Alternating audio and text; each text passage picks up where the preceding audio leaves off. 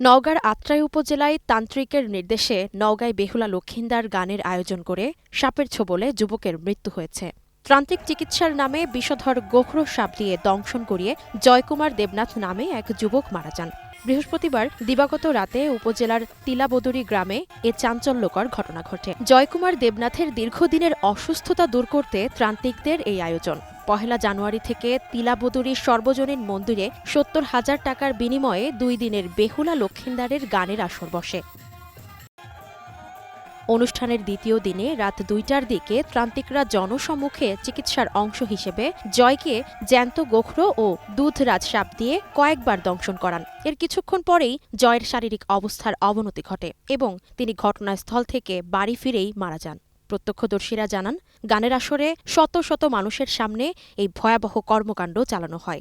স্টেজে নাই, যখন দুটা সাপ নিছিল, প্রথমে একটা ডালা সাপ, পরে একটা গোমা সাপ, একটা দুধের বাটি নিছিল, যে লাল সারা কাঁসা বলে। কিছুক্ষণ নিয়ে লাচালাচি করার পর ওর মাথার কাছে থেকে যখন নামাতে লাগে, তখন হাতে একটা সুবল দেয়। দীর্ঘ 15 বছর ধরে এই যে চিকিৎসা চলছে, ঢাকা, রাজশাহী এগুলা এবং neuro surgeon, neuro medicine doctor দ্বারা বিভিন্ন জায়গার চিকিৎসা হওয়ার পর কোনো উন্নতি হয় না, কোনো রকম কিছু হয় না। তাই কবিরাজ মতে চিকিৎসা হওয়ায় একটা কবিরাজের সন্ধান পাইয়া সেই কিছু বলে যে এই ছেলে দেখেছে, দেখার পর বলে যে এই জিনিসে ধরে আছে, আকৃষ্ট করে আছে, আপনাদের যত ওষুধ খান ভালো হবে।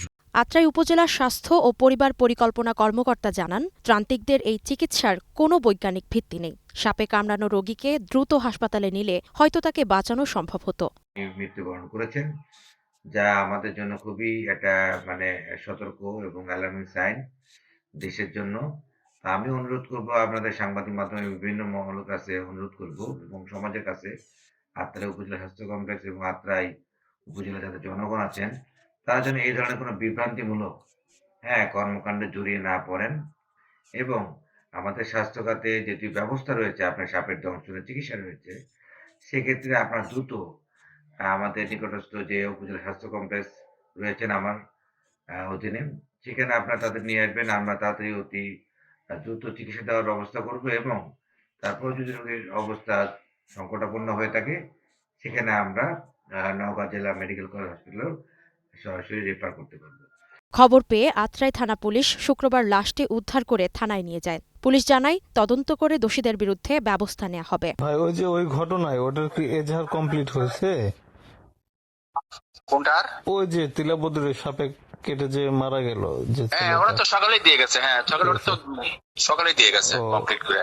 আসামি কজনকে করা হয়েছে ভাই, এটার জানা আছে? না, ওরা অপমৃত্যু মামলা দিয়েছে, ও, তাহলে তদন্ত সাপেক্ষে আপনারা আইনগত ব্যবস্থা গ্রহণ করবেন? হ্যাঁ, আমরা তদন্ত সাপেক্ষে যখন হয় তখন ওরা অপমৃত্যু মামলা দিয়েছে।